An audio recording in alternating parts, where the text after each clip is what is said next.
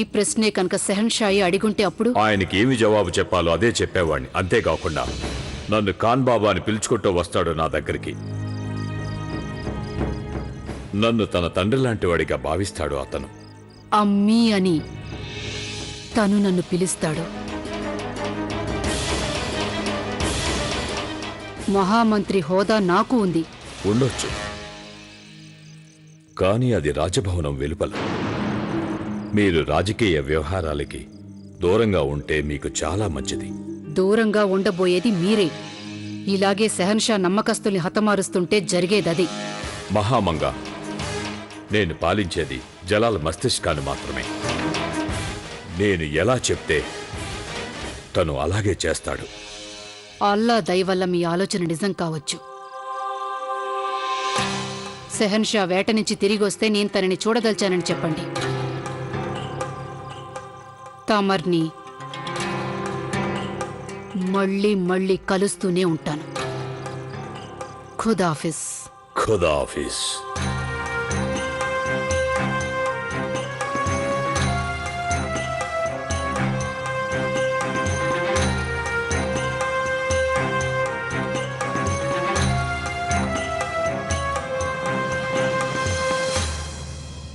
ఆవిడ చూసిందంటే ఈ సంగతి తప్పకుండా షెహన్షాకి తెలిసిపోతుంది. అది ఆడది కాదు, ప్రాణం ఉన్న కరవాలం. ఆవిడ కళ్ళు ఒకటి అంటే ఆవిడ నోరు మరొకటి అంటుంది. ఆవిడ ఆలోచన ఒకటైతే ఆవిడ చేసేది మరొకటి. ఎవరైనా ఒక వ్యక్తి జలాల్ని తప్పుదారి పట్టించాలనుకుంటే అది ఈ ఆడది ఒక్కతే చేయగలదు. ఆవిడ షెహన్షాని కలవడానికి ముందుగానే తమరు షెహన్షాని కలవడం చాలా అవసరం యజమాని. ఇంతకీ జలాల్ ఎక్కడ ఉన్నాడు?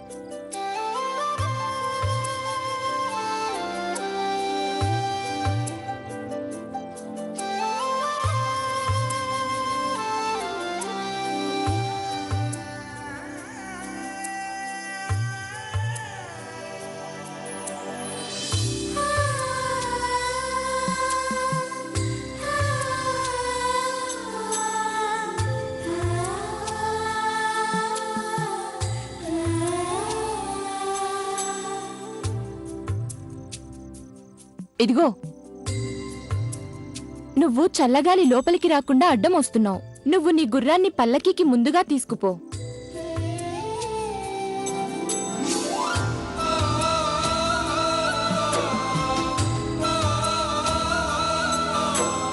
ఎందుకలా చెప్పావు? ఎందుకంటే ఒకరి చూపులు నిన్ను చూడాలని తపిస్తున్నాయి. పోనీ ఏదో కాస్త సాయం చేద్దాం అనుకున్నాం. అయినా నువ్వు మా అక్కవు కదా, నీకోసం ఆ మాత్రం కూడా చేయకూడదా నేను?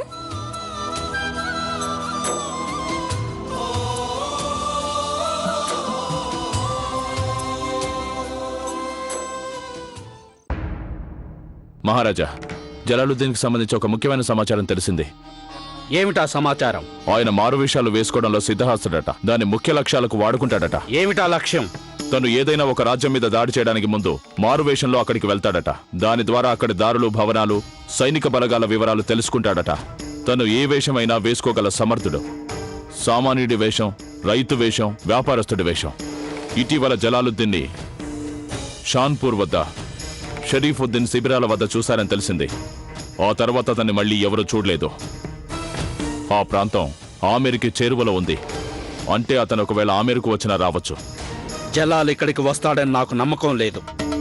ఒకవేళ వచ్చినా కూడా మన సైనిక వీరుల బారి నుంచి తప్పించుకోలేడు. భారమల్లు ఆ సమాచారాన్ని ఎంతమాత్రమూ నమ్మలేదు. ఆ మేరకు వచ్చేటంత తప్పు జలాల్ చేయడని భారమల్లు ఉద్దేశం. కానీ అలా అనుకోవడంలో ఆయన తప్పు చేశాడు. ఎందుకంటే నిజానికి అప్పటికే జలాల్ ఆమేరులో అడుగు పెట్టడం జరిగిపోయింది.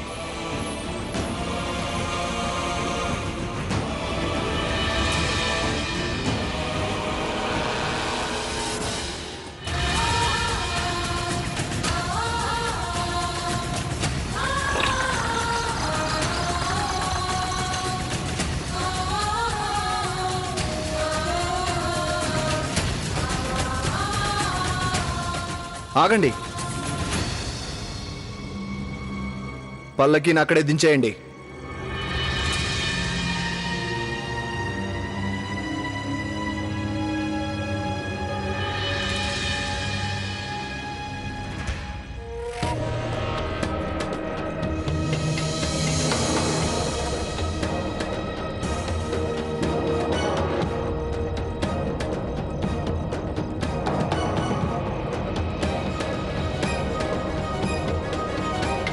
జోదా, ఇక తమరు బయటికి రావచ్చు.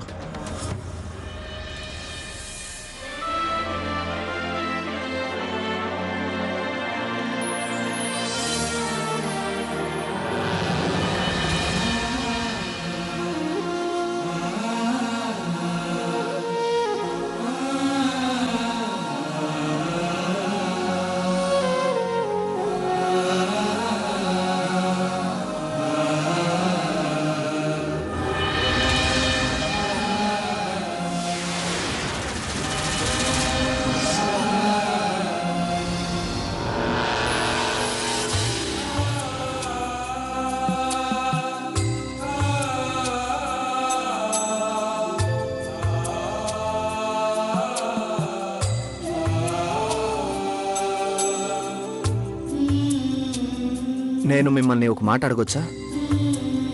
అడగండి. మొన్నటి ఆ ఉత్సవంలో అమ్మాయిలు తమకు విలువైన వస్తువులు కావాలి, నగలు కావాలి, చక్కటి వరుడు కావాలి అని కోరుకుంటారు. కానీ మీరు జలాల్ తల కావాలని అడిగారు. అలా ఎందుకు అడిగారు? ఎందుకంటే నేను ఆమేరుకి రాజకుమారిని కనుక. ఆమేరు ప్రజలను రక్షించడం నా బాధ్యత కనుక. ఆ కసాయివాడు మా రాజ్యపు సరిహద్దులను ధ్వంసం చేశాడు. మా రాజ్యంలోని స్త్రీలను, శిశువులను దారుణంగా చంపేశాడు. మేం పూజించే దేవుళ్లను అవమానం పాలు చేశాడు. నాకు వాడి మీద ఎంత ద్వేషం అంటే వాడి పేరు ఉచ్చరించినా నా నాలుక చేదెక్కిపోతుంది. అందువల్ల నేను వాడి తలను, వాడి అహంకారాన్ని, వాడి సామ్రాజ్యాన్ని మన రాజపుత్రుల కాళ్ల కింద పడి నుగ్గవ్వాలని కోరుకుంటున్నాను.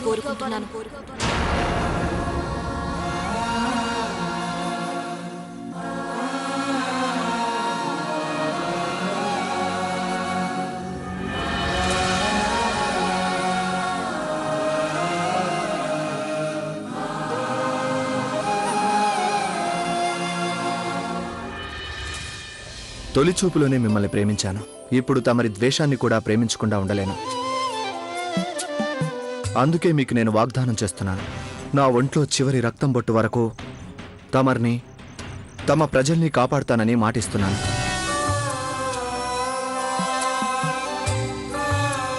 ఎప్పుడు మీలో ద్వేషభావం చెలరేగుతుందో అప్పుడు నా పేరు తలుచుకోండి. మీ నోటికి తీపి రుచి తగులుతుంది.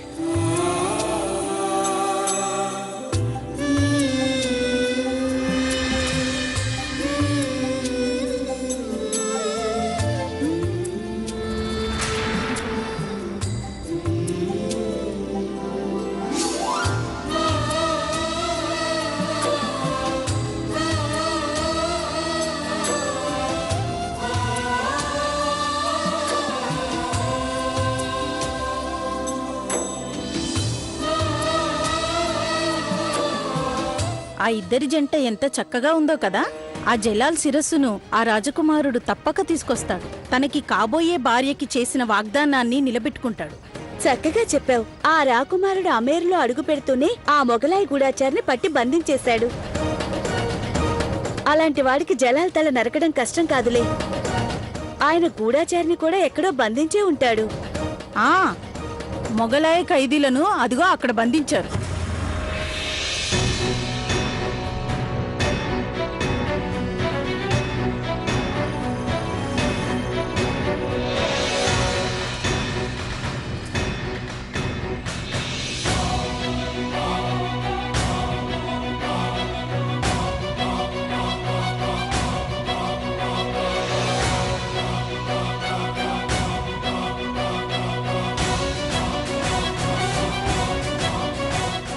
ఓరి ప్రజాద్రోహి, మనం వీడిని ఇక్కడే ఉండనిస్తే ఎలా బాబు? నన్ను అడిగితే అసలు వీడి తల తెగ నరకాలి. ఎందుకు అనవసరంగా ఆవేశపడుతున్నావు బాబు? చంపేస్తావనుకో, ఒకే ఒక్క దెబ్బకి వాడి కష్టం అంతా తీరిపోయినట్టు. అందుకని బతికినంత కాలం వీడు అలా రాజపుత్రుల సంఖ్యలలో బందీగా పడి ఉండాల్సిందే. పొరబడుతున్నావు. ఏ క్షణంలోనైనా మా చక్రవర్తి వస్తాడు, వచ్చి నన్ను విడిపించుకు తీసుకువెళ్తాడు. నోరు ముయ్యరా ద్రోహి!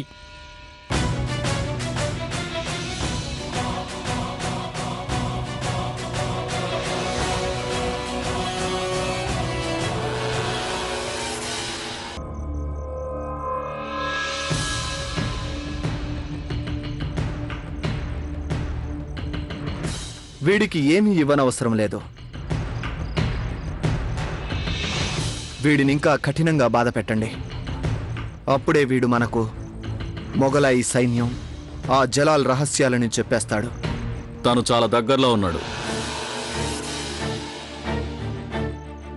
ఏ క్షణానైనా అతని కరవాలో నీకు తగిలేటంత దగ్గరలో ఉన్నాడు. మీ చక్రవర్తి కరవాలానికి అంత ధైర్యం కూడా ఎక్కడుంది? ఈ రాజపుత్రుల కొరగోడలు పగలగొట్టే ధైర్యం దానికి లేదు. పరమ కర్కోటకుడు. ఎంతటి క్రూరుడంటే తన వాళ్ల కాళ్ళు చేతులు నరికేసి ఆనందించేటంత కర్కోటకుడు. ఆడవాళ్లను గౌరవించడం వాడికి అస్సలు తెలియనే తెలియదు. దొంగతనంగా దేవాలయాలను దోచుకుంటూ ఉంటాడు. అలాంటివాడా ఇక్కడికొచ్చి నిన్ను కాపాడతాడు? నువ్వింకా బతికున్నావంటే రాజపుత్రులకు రుణపడి ఉన్నావన్నమాట. ఆ రుణాన్ని నువ్వు నీ చక్రవర్తి నెత్తురుతోనే తీర్చగలుగుతావు.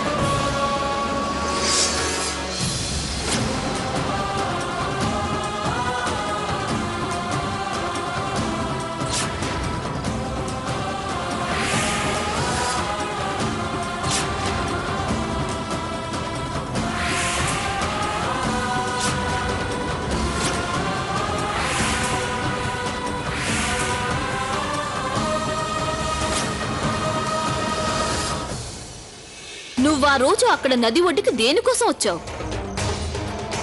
రాజకుమారి ప్రశ్నకు జవాబు చెప్పు సైనికుడా.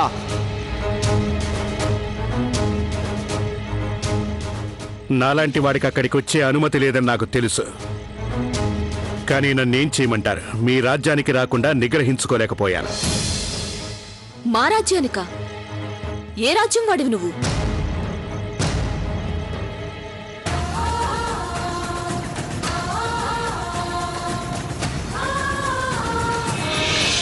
ఉమర్కోట వాణ్ణి.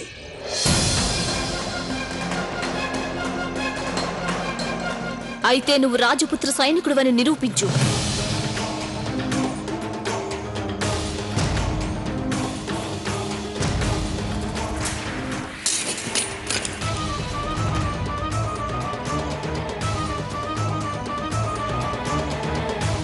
రాజపుత్ర సైనికుడివని నిరూపించుకో నువ్వు.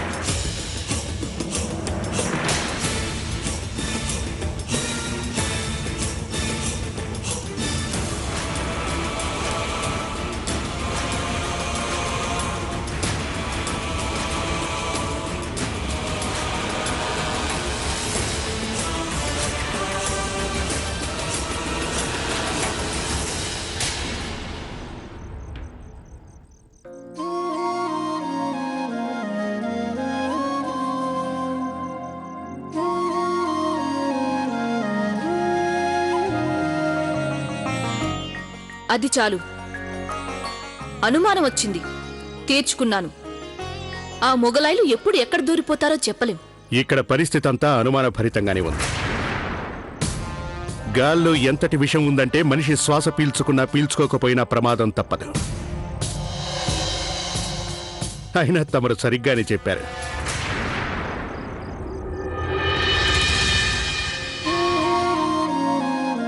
ఇక్కడున్న వాళ్లలో ఎవరైనా మొగలాయి కావచ్చు. నీ మెడ మీద కరవాలం ఉంచినందుకు బదులుగా నేను నీకు ఈ ద్రోహికి శిక్ష విధించే సదవకాశం కల్పిస్తున్నాను.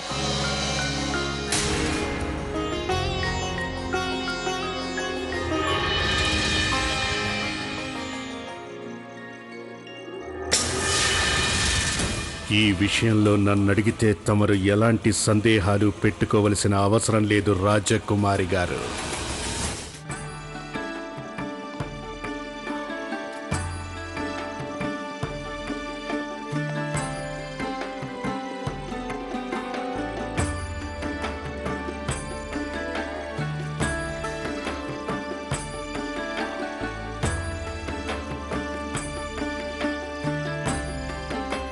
ఈ గృహం ఆ సోది చెప్పే ఆవిడదే కదూ?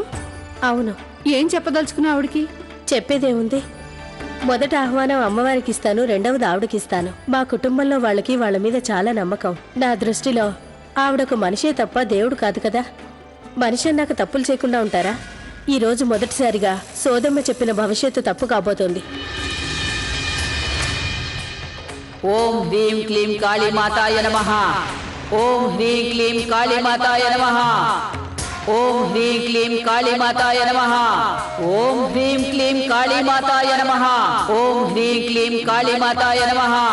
ఓం హ్రీం క్లీం కాళీమాతాయ నమః. ఓం హ్రీం క్లీం కాళీమాతాయ నమః. ఓం హ్రీం క్లీం కాళీమాతాయ నమః. జరుగుతున్నదంతా నీ ఇష్టానుసారమే జరుగుతుంది. జరగబోయేది నీ ఇష్టానుసారమే జరుగుతుంది. మాలాంటి వాళ్ళ కళ్ళు కొంచెం దూరం వరకే చూడగలవు, కానీ నువ్వు అనంతం వరకు చూడగలవు మాత. మా జోధా మీద దయ చూపించు తల్లి. ఓం హ్రీం క్లీం కాళీమాతాయ నమః. ఓం